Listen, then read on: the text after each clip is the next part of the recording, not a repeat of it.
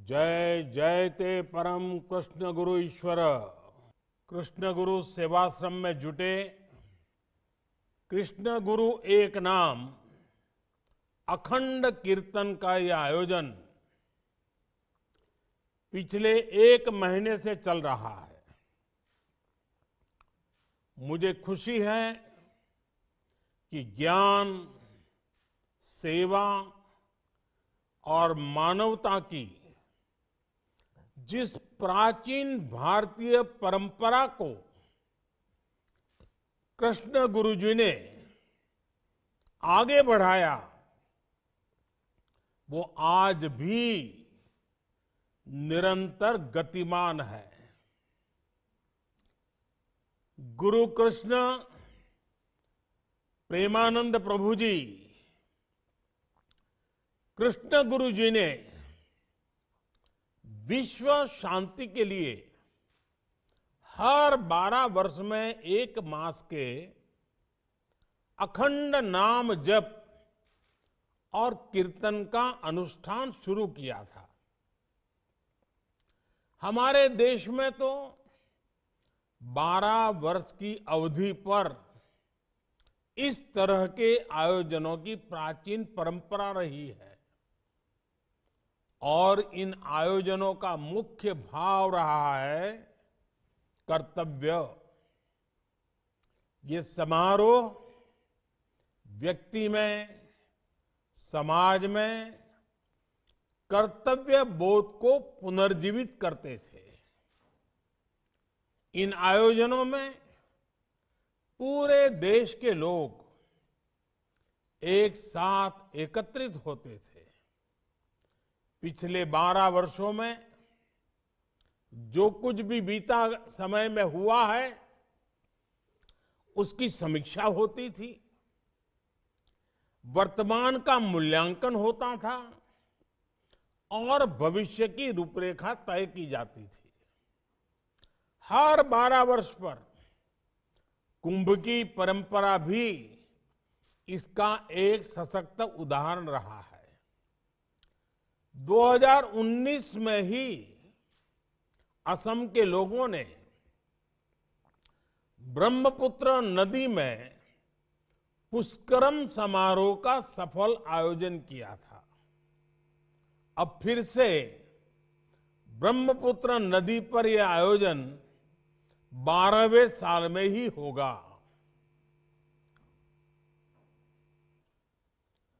तमिलनाडु के कुंभकोणम में महामाहम पर्व भी 12 वर्ष में मनाया जाता है। भगवान बाहुबली का महामस्तकाभिषेक ये भी 12 साल पर ही होता है। ये भी संयोग है कि नीलगिरी की पहाड़ियों पर खिलने वाला नील कुरुंजी पुष्प भी हर 12 साल में ही उगता है। 12 वर्ष पर हो रहा कृष्ण गुरु एक नाम अखंड कीर्तन भी ऐसी ही सशक्त परंपरा का सृजन कर रहा है। ये कीर्तन पूर्वोत्तर की विरासत से, यहां की आध्यात्मिक चेतना से विश्व को परिचित करा रहा है। मैं आप सभी को इस आयोजन के लिए अनेकों अनेक शुभकामनाएं देता हूं। साथियों, कृष्ण गुरु जी की विलक्षण प्रतिभा, उनका आध्यात्मिक बोध,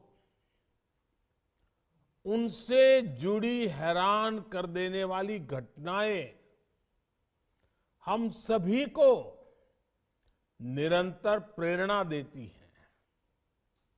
उन्होंने हमें सिखाया है कि कोई भी काम, कोई भी व्यक्ति न छोटा होता है न बड़ा होता है।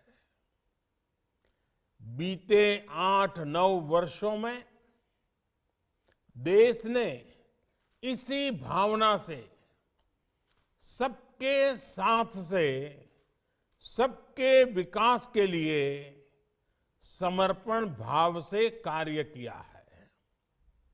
आज विकास की दौड़ में जो जितना पीछे है, देश के लिए वो उतनी ही पहली प्राथमिकता है। यानी जो वंचित है उसे देश आज वरीयता दे रहा है। वंचितों को वरीयता। असम हो, हमारा नॉर्थ ईस्ट हो, वो भी दशकों तक विकास के कनेक्टिविटी से वंचित रहा था। आज देश असम और नॉर्थ ईस्ट के विकास को वरीयता दे रहा है, प्राथमिकता दे रहा है। इस बार के बजट में भी देश के इन प्रयासों की और हमारे भविष्य की मजबूत झलक दिखाई दी है। पूर्वोत्तर की इकोनॉमी और प्रगति में पर्यटन की एक बड़ी भूमिका है। इस बार के बजट में पर्यटन से जुड़े अवसरों को बढ़ाने के लिए विशेष प्रावधान किए गए हैं। देश में 50 टूरिस्ट डेस्टिनेशंस को विशेष अभियान चलाकर विकसित किया जाएगा। इनके लिए आधुनिक इंफ्रास्ट्रक्चर बनाया जाएगा, वर्चुअल कनेक्टिविटी को बेहतर किया जाएगा, टूरिस्ट सुविधाओं का भी निर्माण किया जाएगा। पूर्वोत्तर और असम को इन विकास कार्यों का बड़ा लाभ मिलेगा। वैसे आज इस आयोजन में जुटे आप सभी संतों, विद्वानों को मैं एक और जानकारी देना चाहता हूं। आप सबने भी गंगा विलास क्रूज के बारे में सुना होगा। गंगा विलास क्रूज दुनिया का सबसे लंबा रिवर क्रूज है। इस पर बड़ी संख्या में विदेशी पर्यटक भी सफर कर रहे हैं। बनारस से बिहार में पटना, बक्सर, मुंगेर होते हुए ये क्रूज बंगाल में कोलकाता से आगे तक की यात्रा करने हुए बांग्लादेश पहुंच चुका है। कुछ समय बाद ये क्रूज असम पहुंचने वाला है। इसमें सवार पर्यटक इन जगहों की नदियों के जरिए विस्तार से जान रहे हैं, वहां की संस्कृति को जी रहे हैं। और हम तो जानते हैं, भारत की सांस्कृतिक विरासत की सबसे बड़ी अहमियत, सबसे बड़ा मूल्यवान खजाना हमारे नदी तटों पर ही है, क्योंकि हमारी पूरी संस्कृति की विकास यात्रा नदी तटों से जुड़ी हुई है। मुझे विश्वास है असमिया संस्कृति और खूबसूरती भी गंगा विलास के जरिए दुनिया तक एक नए तरीके से पहुंचेगी। साथियों, कृष्ण गुरु सेवाश्रम विभिन्न संस्थाओं के जरिए पारंपरिक शिल्प और कौशल से जुड़े लोगों के कल्याण के लिए भी काम करता है। बीते वर्षों में पूर्वोत्तर के पारंपरिक कौशल को नई पहचान देकर ग्लोबल मार्केट में जोड़ने की दिशा में देश ने ऐतिहासिक काम किए हैं। आज असम की आर्ट, असम के लोगों के स्किल, यहां के बैम्बू प्रोडक्ट्स के बारे में पूरे देश और दुनिया में लोग जान रहे हैं, उन्हें पसंद कर रहे हैं। आपको ये भी याद होगा कि पहले बैम्बू को पेड़ों की कैटेगरी में रखकर इसके काटने पर कानूनी रोक लग गई थी। हमने इस कानून को बदला, गुलामी के कालखंड का कानून था।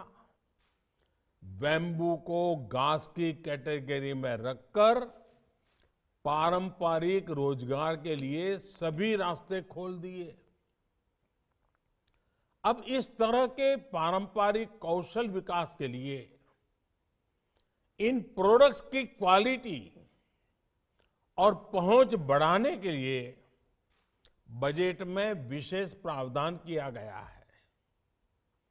इस तरह के उत्पादों को पहचान दिलाने के लिए बजट में हर राज्य में यूनिटी मॉल, एकता मॉल बनाने की भी घोषणा इस बजट में की गई है। यानी असम के किसान, असम के कारीगर, असम के युवा जो प्रोडक्ट्स बनाएंगे, यूनिटी मॉल, एकता मॉल में उनका विशेष डिस्प्ले होगा ताकि उसकी ज्यादा बिक्री हो सके। यही नहीं, दूसरे राज्यों की राजधानी या बड़े पर्यटन स्थलों में भी जो यूनिटी मॉल बनेंगे, उसमें भी असम के प्रोडक्ट्स रखे जाएंगे। पर्यटक जब यूनिटी मॉल जाएंगे तो असम के उत्पादों को भी नया बाजार मिलेगा। साथियों, जब असम के शिल्प की बात होती है तो यहां के ये गोमाशा का भी, ये गोमोशा, इसका भी जिक्र अपने आप हो जाता है। मुझे खुद गोमोशा पहनना बहुत अच्छा लगता है। हर खूबसूरत गोमोशा के पीछे असम की महिलाओं, हमारी माताओं बहनों की मेहनत होती है। बीते 8-9 वर्षों में देश में गोमोशा की, उसको लेकर आकर्षण बढ़ा है तो उसकी मांग भी बढ़ी है।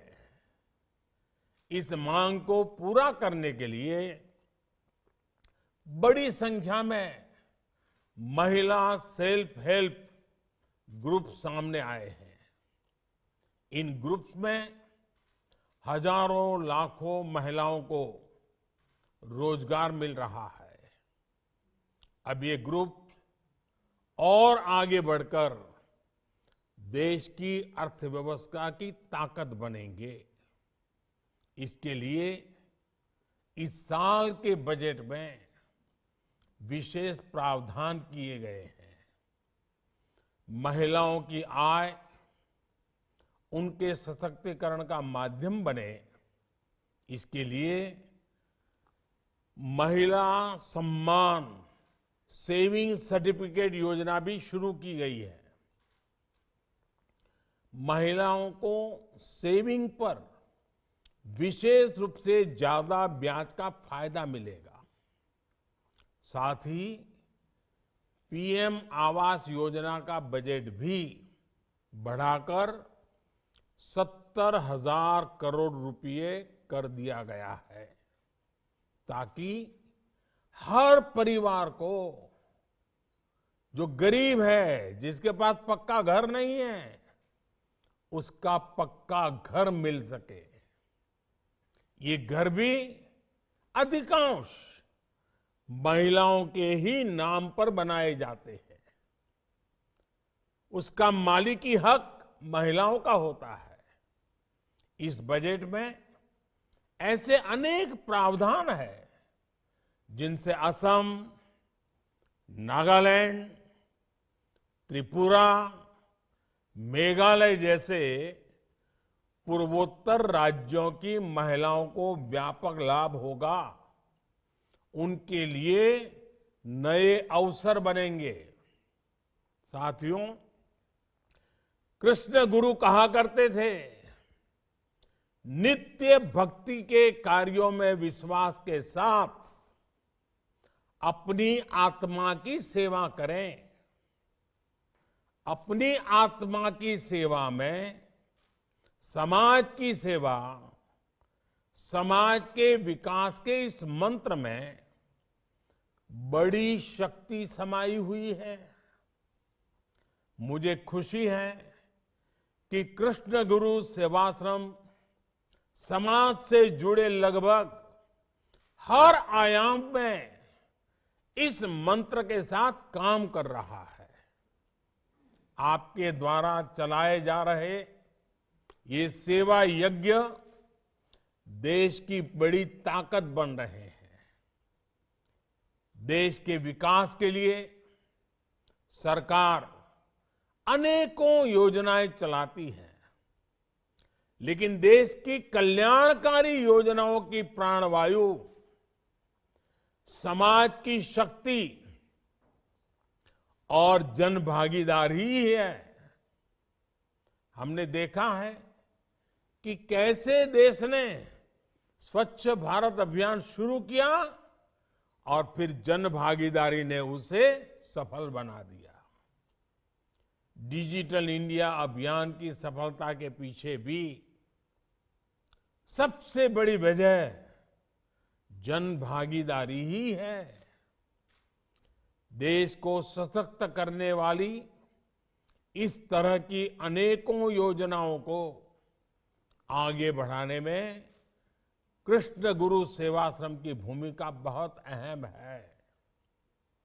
जैसे कि सेवाश्रम महिलाओं और युवाओं के लिए कई सामाजिक कार्य करता है। आप बेटी बचाओ, बेटी पढ़ाओ और पोषण जैसे अभियान को आगे बढ़ाने की भी जिम्मेदारी ले सकते हैं। खेलो इंडिया और फिट इंडिया जैसे अभियानों से ज्यादा युवाओं को जोड़ने से सेवाश्रम की प्रेरणा बहुत अहम है। योग हो, आयुर्वेद हो, इनके प्रचार प्रसार में आपकी और ज्यादा सहभागिता समाज शक्ति को मजबूत करेगी। साथियों, आप जानते हैं कि हमारे यहां पारंपरिक तौर पर हाथ से किसी औजार की मदद से काम करने वाले कारीगरों को, हुनरमंदों को विश्वकर्मा कहा जाता है। देश ने अब पहली बार इन पारंपरिक कारीगरों के कौशल को बढ़ाने का संकल्प लिया है। इनके लिए पीएम विश्वकर्मा कौशल सम्मान यानी पीएम विकास योजना शुरू की जा रही है और इस बजट में इसका विस्तार से वर्णन किया गया है। कृष्ण गुरु सेवाश्रम विश्वकर्मा साथियों में इस योजना के प्रति जागरूकता बढ़ाकर भी उनका हित कर सकता है। साथियों, 2023 में भारत की पहल पर पूरा विश्व मिलेट ईयर भी मना रहा है। मिलेट यानी मोटे अनाजों को, जिसको हम आमतौर पर मोटा अनाज कहते हैं, नाम अलग अलग होते हैं लेकिन मोटा अनाज कहते हैं। मोटे अनाजों को अब एक नई पहचान दी गई है। ये पहचान है श्री अन्न, यानी अन्न में जो सर्वश्रेष्ठ है वो हुआ श्री अन्न। कृष्ण गुरु सेवाश्रम और सभी धार्मिक संस्थाएं श्री अन्न के प्रसार में बड़ी भूमिका निभा सकती हैं। मेरा आग्रह है कि वो प्रसाद भी श्री अन्न से बनाया जाए।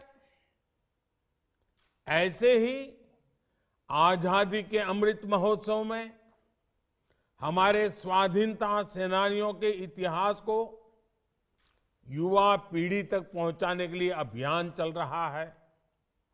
इस दिशा में सेवाश्रम प्रकाशन द्वारा असम और पूर्वोत्तर के क्रांतिकारियों के बारे में बहुत कुछ किया जा सकता है। मुझे विश्वास है 12 वर्षों बाद जब ये अखंड कीर्तन होगा तो आपके और देश के इन साझा प्रयासों से हम और अधिक सशक्त भारत के दर्शन कर रहे होंगे।